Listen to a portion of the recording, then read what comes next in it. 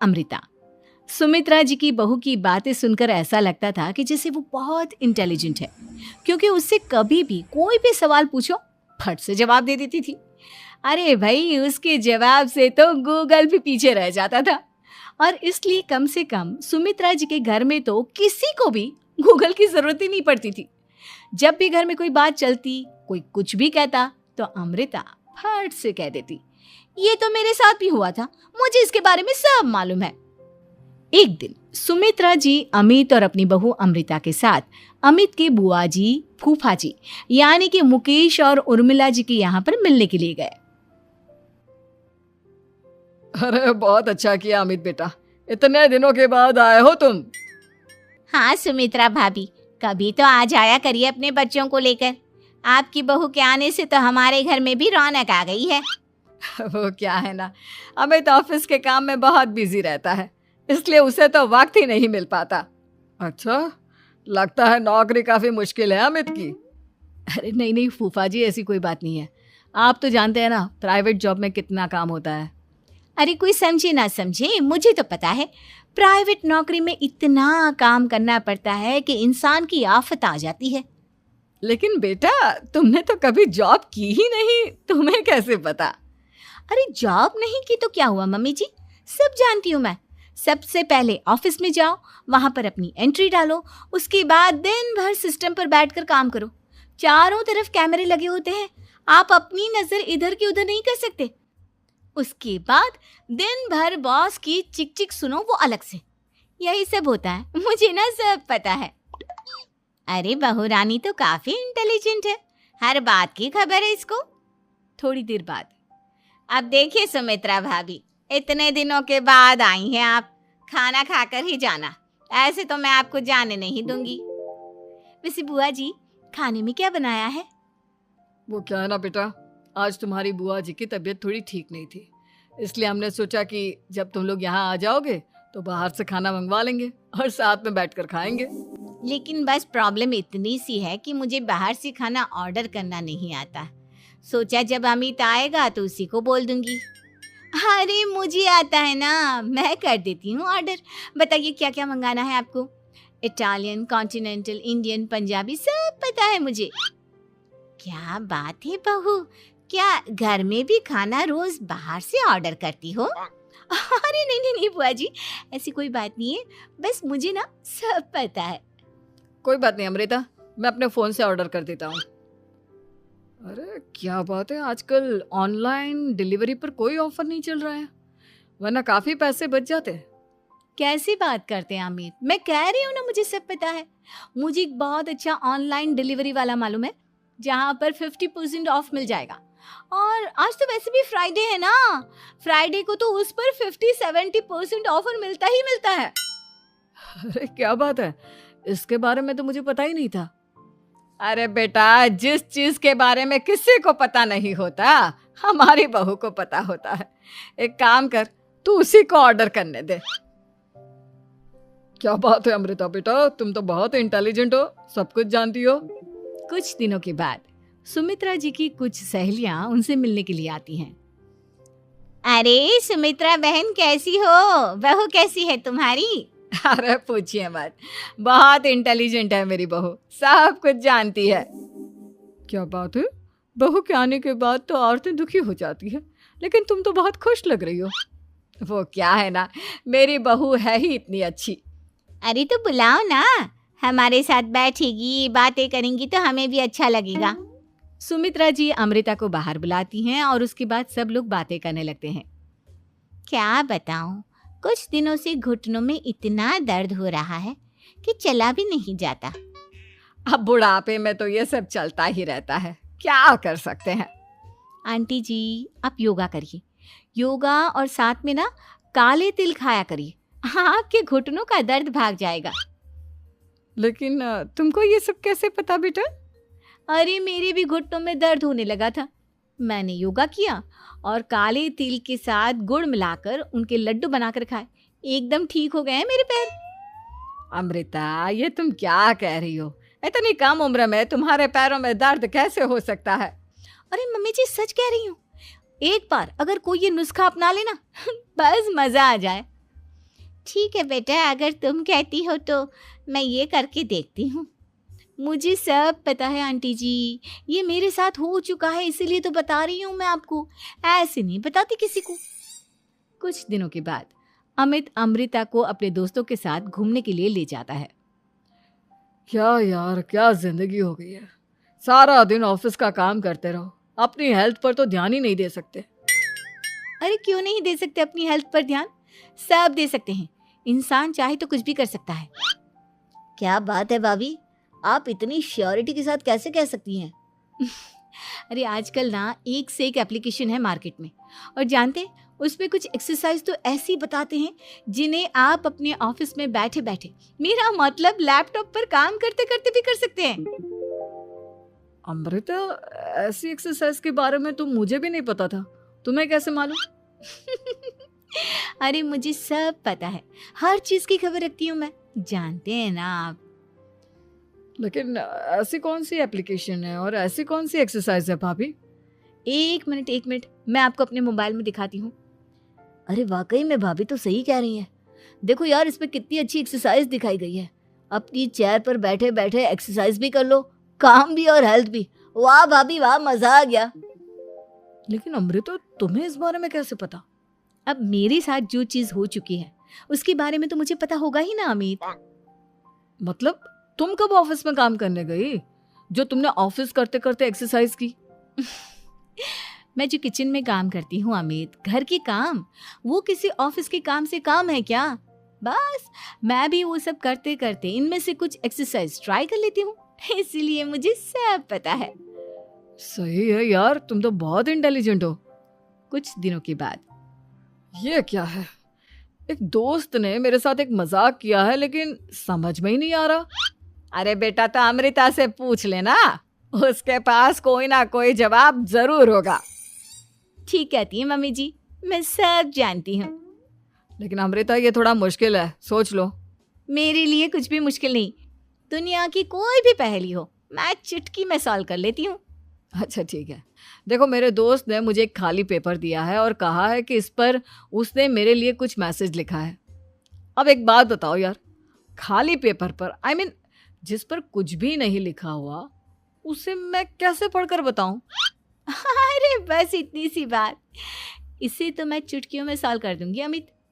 लेकिन कैसे बहू, इस पेपर पर तो वाकई में कुछ नहीं लिखा हुआ, एकदम खाली पेपर है, कैसे, क्या पढ़ोगी तुम? अमित, एक छोटा सा काम करो, जल्दी से एक मोमबत्ती लेकर आओ। अरे बहू, पेपर में आग लगाने का इरादा है क्या? नहीं मम्मी जी, इस पेपर पर अमित के दोस्त का लिखा हुआ मैसेज पढ़ने का इरादा है। अमित कैंडल लेकर आता है।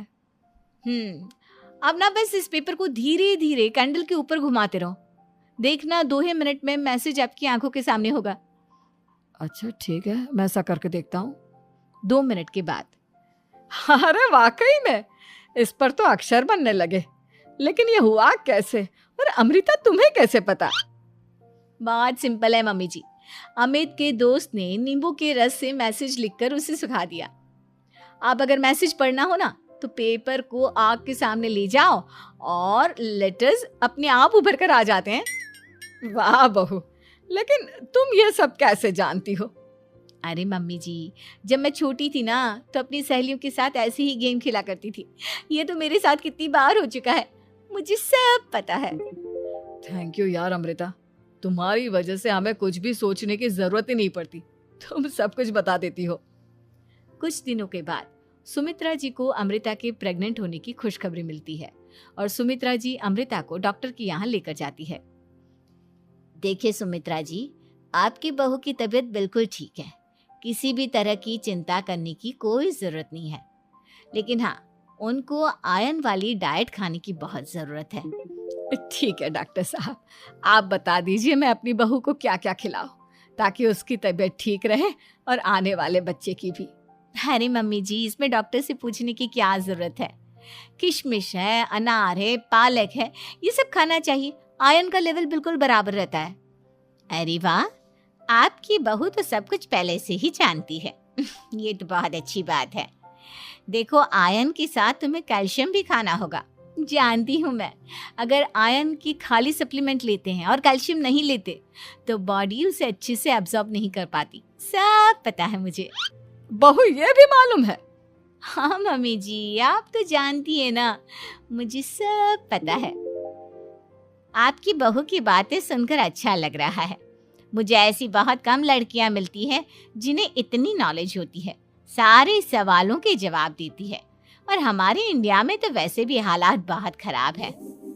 बिल्कुल ठीक कह रहे हैं आप डॉक्टर साहब, लेकिन मैं उन लड़कियों की तरह नहीं हूँ। बहुत ख्याल रखती हूँ मैं हर चीज़ का। और जानती हैं आप, हमारे घर में तो किसी को किसी चीज़ के बारे में गूगल करने की ज़रूरत ही नहीं पड़ती। बिल्कुल ठीक कह रही है अमृता। अरे कुछ भी पूछ लो, इसे सब पता होता है। अरे वाह, तुम तो बड़ी कमाल की लड़की हो। चलो ये तो बहुत अच्छी बात है, लेकिन फिर भी डॉक्टर की सलाह पर पूरा ध्यान देना चाहिए। वैसे क्या चाहिए तुम्हें, बेटा या बेटी? अरे डॉक्टर साहब, कुछ भी हो जाए, बस बच्चा अच्छे से हो जाना चाहिए। मुझे तो दोनों में से किसी से कोई भी परेशानी नहीं। और सुमित्रा जी आप? डॉक्टर मैडम, मुझे तो लड़के और लड़की में कभी भेद करने की आदत ही नहीं है। पोता आए या पोती, मेरे लिए तो दोनों एक बराबर है। सुनकर अच्छा लगा। वैसे आप जानती हैं, हमारे यहाँ पर तो लोगों को बड़ी बेचैनी रहती है ये जानने की कि पेट में लड़का है या लड़की, लेकिन विदेशों में ऐसा नहीं होता। हाँ, वहाँ पर तो सब कुछ पहले से ही बता देते हैं ना। ये भी कोई बात हुई भला? लेकिन तुम्हें कैसे पता कि वहां पर सब कुछ पहले ही बता देते हैं? अच्छा हाँ, तुम तो सब कुछ पहले से ही जानती हो ना। तुम्हारे साथ तो सब कुछ पहले से ही हो चुका होता है। नहीं नहीं मम्मी जी, ये तो मेरे साथ पहली बार हो रहा है, इसलिए मैं ये। 3 बहनों की लालची भाभी। करिश्मा, रेशमा और मनीषा 3 बहनें हैं। उनका एक भाई भी है, मयंक। मयंक अपनी बहनों को बहुत प्यार करता है, लेकिन मयंक की पत्नी सविता इस मामले में मयंक से बिल्कुल ही अलग है। वो अपनी ननदों का जितना बुरा कर सकती है उतना बुरा करती ही रहती है और अपनी ननदों पर हुक्म भी चलाती है। करिश्मा, करिश्मा, तुमने अभी तक नाश्ता नहीं बनाया? तुम्हारे भैया को ऑफिस जाने में देर हो रही है। हाँ भाभी, बस अभी बनाती हूँ। करिश्मा, तुम ये ढीलापन छोड़ दो। कल को पराए घर जाना है। वहां अगर तुम इस तरह से काम करोगी तो लोग क्या कहेंगे कि माँ ने और भाभी ने कुछ सिखाया नहीं। और तुम्हारी दोनों बहनें कहाँ हैं? अब रेशमा मार्केट गई है और मनीषा सो रही है। क्या? सुबह के 8 बज रहे हैं और ये महारानी अभी भी सो रही है? ये कहते हुए सविता अपनी सास दुर्गा देवी के पास जाती है। माँ जी, देख रही हो अपनी बेटियों के तौर तरीके? क्या हुआ बहू, सुबह सुबह क्या कर दिया मेरी बेटियों ने? अरे एक तो अभी अभी उठकर किचन में गई है, दूसरी सुबह सुबह बाहर चली गई और तीसरी अभी तक सो रही है। क्या करूं मैं इन तीनों का, मैं तो परेशान हो गई हूँ। जा जाकर उठा उसे और रेशमा से मैं बात करती हूँ। सविता सीधा मनीषा के कमरे में जाती है और उससे कहती है, महारानी जल्दी उठो, सूरज सर पर आ गया है। भाभी थोड़ी देर और सोने दो ना, मैं रात को लेट सोई थी। वो क्या ना, यूनिट टेस्ट चल रहे हैं। शराफत से उठती है या नहीं, या फिर पानी की भरी बाल्टी डालूं तेरे ऊपर? नहीं नहीं भाभी, मुझे बिस्तर में नहीं नहाना, उठती हूँ मैं। मनीषा जल्दी से उठकर बाथरूम में चली जाती है। सभी आराम से बैठकर नाश्ता कर रहे होते कि तभी रेशमा बाजार से हाथ में सामान लिए आ जाती है। रेशमा को देखते ही सविता उस पर बरस पड़ती है। लो, आ गई महारानी। ऐसा भी क्या सामान लाना था जो सुबह आंख मलते ही बाजार की तरफ रवाना हो गई? भाभी, कल आप ही तो चीख रही थी कि घर का सारा सामान मुझे ही लाना पड़ता है, घर में किसी को भी किसी काम से कोई लेना देना नहीं है। अब मैं बाजार जाकर सामान ले आई तो आपको इस बात से भी तकलीफ हो रही है? देख रही हो माँ जी, अपनी बेटी की जुबान कैंची से भी तेज चलती है। और मयंक, आप तो कुछ कहेंगे नहीं अपनी लाडली बहन को? रेशमा, अपनी भाभी से ऐसे बात नहीं करते, चलो माफी मांगो। भैया, मैं क्यों माफी मांगू? आप भाभी से बोलिए ना कि हम पर कम हुक्म चलाया करे। हम इस घर की बेटियां हैं और आपकी पत्नी की ननद है, नौकरानी नहीं। लो कर लो बात। इनकी भलाई के लिए कुछ भी बोलो तो इन्हें बुरा लग जाता है। इस घर में यही इज्जत है मेरी। देख लो माँ जी, आपकी बेटी किस लहजे में मुझसे बात कर रही है। सविता वहां से चली जाती है। मयंक को बहुत गुस्सा आता है, वो भी वहां से चला जाता है। फिर करिश्मा रेशमा को समझाती है। रेशमा, तुम्हें भाभी से माफी मांग लेनी चाहिए थी ना। लेकिन दीदी मैंने कुछ किया ही नहीं, तो मैं माफी क्यों मांगू? हाँ करिश्मा दीदी, रेशमा दीदी जैसे ही घर में आई भाभी ही उन पर चिल्ला रही थी। हाँ मैं मानती हूँ कि गलती भाभी की थी। मैं तो इसलिए बोल रही हूँ कि भाभी ने माँ को तो पूरी तरह अपने वश में कर लिया है। वो हमारी बात सुनती ही नहीं। मयंक भैया हमारे लिए हमेशा खड़े रहते हैं, इसलिए उनकी बात का मान तो तुम्हें रखना चाहिए था ना। कोई फायदा नहीं दीदी, कुछ दिनों की बात और है, भाभी उन्हें भी हमारे खिलाफ भड़का देंगी। फिर वो भी माँ की तरह हमारी किसी बात का विश्वास नहीं करेंगे। इसी तरह सविता अपनी तीनों ननदों को किसी न किसी बात पर परेशान करती रहती थी। एक दिन मयंक अपनी तीनों बहनों के लिए गिफ्ट लाया। क्या रेशमा, ये तुम्हारे लिए हार का सेट, रेशमा तुम्हारे लिए सुंदर सी ड्रेस, और मनीषा तुम्हें किताबें पसंद है ना, तुम्हारे लिए किताबें लाया हूँ। थैंक यू भैया। थैंक यू भैया। थैंक यू भैया। करिश्मा, तुम्हारा नेकलेस कितना सुंदर है, ये भैया कहाँ से ले आए होंगे? मैंने भैया को 3 दिन पहले फोन पर ये डिजाइन दिखाया था और आज भैया ये ले आए। सविता तो अपनी ननदों के गिफ्ट्स देखकर जल गई, और करिश्मा का नेकलेस तो उसे भी बहुत पसंद आया था। अपनी बहनों के लिए कितना अच्छा नेकलेस लेकर आए हैं, मुझे कभी कोई गिफ्ट नहीं दिया। मैं आज ही ये हार चुरा लूंगी। रात में सविता करिश्मा का हार चुरा लेती है, और इसी तरह उसे अपनी ननदों की जो भी चीज़ अच्छी लगती वो उसे मांगती नहीं, बल्कि रात के अंधेरे में चुरा लेती। इसी तरह दिन बीतते गए, और सविता ने मयंक के दिल में भी उसकी बहनों के लिए नफरत पैदा कर दी। एक दिन मयंक ने करिश्मा और रेशमा के लिए रिश्ता देखा, और ये बात उसने घर में सबको बताई। माँ, करिश्मा और रेशमा के लिए बहुत अच्छा रिश्ता आया है, वो लोग कल इन्हें देखने आ रहे हैं। आप और सविता मिलकर सारी तैयारी कर लेना। ये सुनकर करिश्मा और रेशमा खुश हो जाती हैं, लेकिन सविता सोचती है, अगर इन दोनों बहनों की शादी हो गई तो घर और बाहर का काम कौन करेगा? मनीषा तो 1 नंबर की कामचोर है, उससे तो किसी बात की उम्मीद लगाना ही बेकार है। मुझे इस शादी को रोकना होगा। अगले दिन सभी लड़के वालों के स्वागत की तैयारी करने में लगे होते हैं। तभी मयंक अपनी बहनों से आकर कहता है, तैयार हो गई तुम दोनों? देखो दोनों लड़के बहुत अच्छे हैं, मैं कोई कसर नहीं छोड़ना चाहता, इसलिए तुम उनके सामने अच्छे से बिहेव करना और अपनी भाभी से लड़ने मत लग जाना। करिश्मा, तुम वो नेकलेस पहन लो ना जो मैं तुम्हारे लिए लाया था। भैया मैं बहुत देर से वो नेकलेस ढूंढ रही हूँ, लेकिन मुझे मिल ही नहीं रहा। क्या तुमने नेकलेस खो दिया? तुम्हें पता भी है वो कितना महंगा था, तुम कोई काम ढंग से नहीं कर सकती। मयंक गुस्से में वहां से चला जाता है। थोड़ी देर बाद लड़के वाले भी आ जाते हैं। वो दोनों बहनों को पसंद कर लेते हैं और रिश्ता पक्का हो जाता है। लेकिन सविता के दिमाग में तो कुछ और ही खिचड़ी पक रही थी। वो पंडित जी के पास करिश्मा की कुंडली लेकर जाती है और उन्हें पैसे देकर करिश्मा की कुंडली बदलवा देती है। जब लड़के वालों के पास करिश्मा की कुंडली जाती है तो वो दुर्गा को फोन करते हैं। बहन जी, हमने करिश्मा की कुंडली अपने पंडित जी को दिखाई थी। आपकी बेटी की कुंडली नहीं बल्कि दोषों का पिटारा है। देखिए, मैं और मेरे पति इन सब बातों में बहुत विश्वास करते हैं, इसलिए हम आपकी बेटी से अपने बेटे की शादी नहीं करा सकते। इस तरह करिश्मा का रिश्ता टूट जाता है और सभी घर वालों को बहुत दुख होता है। अब कविता सोचती है, चलो करिश्मा का तो रिश्ता टूट गया, अब रेशमा का भी रिश्ता तोड़ना है। क्या करूं क्या करूं? अब सविता आवाज बदलकर किसी अननोन नंबर से रेशमा के होने वाले ससुराल में फोन करती है। हेलो, मैं कौन हूँ कौन नहीं ये आपके लिए जानना ज़रूरी नहीं, बस इतना सुन लो कि रेशमा का 2 साल से किसी के साथ अफेयर चल रहा है। बस रेशमा का रिश्ता तोड़वाने के लिए सविता का इतना कहना काफी था। अब रेशमा का भी रिश्ता टूट गया। मयंक और दुर्गा देवी ने रेशमा को खूब खरी खोटी सुनाई और उससे बार बार उस लड़के के बारे में पूछने लगी। आप दोनों मुझे क्यों परेशान कर रहे हो? अरे कोई लड़का होगा मेरी लाइफ में तो मैं बताऊंगी ना, जब कोई है ही नहीं तो कहाँ से लाऊं मैं कोई लड़का? तो तेरे होने वाले ससुराल वालों को फोन किसने किया था? माँ, मैं नहीं जानती किसने फोन किया था, मैं सच कह रही हूँ। मैं तो पहले ही कह रही थी इसकी लगाम खींच कर रखो, लेकिन मेरी सुनता ही कौन है। आप चुप रहिए भाभी, ये सब आपका ही किया धरा है। अब तीनों बहनों को विश्वास हो जाता है कि ये सब उनकी भाभी ही कर रही है। तीनों बहनें अपनी भाभी को सबक सिखाने के लिए एक वकील कर लेती है और घर में हिस्सा मांगना। देखो भैया, माँ बाप की जायदाद में जितना बेटों का हक होता है उतना ही बेटियों का, इसलिए इस घर के 4 हिस्से होंगे और हमें अपना हिस्सा चाहिए। मैंने तुम्हारे लिए क्या क्या नहीं किया, और तुम इस घर में हिस्सा मांग रही हो। भैया, आप और माँ हम बहनों की कोई बात नहीं सुनते हो, और भाभी हमारी शादी नहीं होने देगी क्योंकि उन्हें लगता है कि आप हमारी शादी में ज्यादा पैसा लगाओगे और उन्हें हम जैसी फ्री की नौकरानी कहाँ मिलेगी। तो हम भाभी के साथ तो रह नहीं सकते, हम बहनों को अपना हिस्सा चाहिए।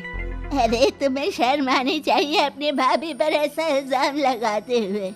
वो तुम्हारे बारे में कितना सोचती है। हाँ माँ, भाभी हमारे बारे में बहुत सोचती है, दिन रात बस यही सोचती रहती है कि किस तरह से अपनी तीनों ननदों को परेशान करूं, और कभी मुझे पढ़ने भी नहीं देती। दोनों बहनों का रिश्ता भी तो इन्होंने ही तोड़वाया है, और रात में हमारे कमरे में आकर हमारी चीजें भी चुराती हैं। इसी तरह सविता की तीनों ननदें अपनी बात पर अड़ी रही। अब कोर्ट में तारीख भी शुरू हो गई। जब सविता को लगा कि उसकी तीनों ननद इतनी आसानी से नहीं मानने वाली, तो उसने अपने पति और सास को सारी सच्चाई बता दी और अपनी तीनों ननद से माफी मांगी। मयंक और दुर्गा को भी अपनी गलती का एहसास हो गया। अब सविता खुद करिश्मा और रेशमा के लिए अच्छा रिश्ता ढूंढती है और उनकी शादी करवाती है।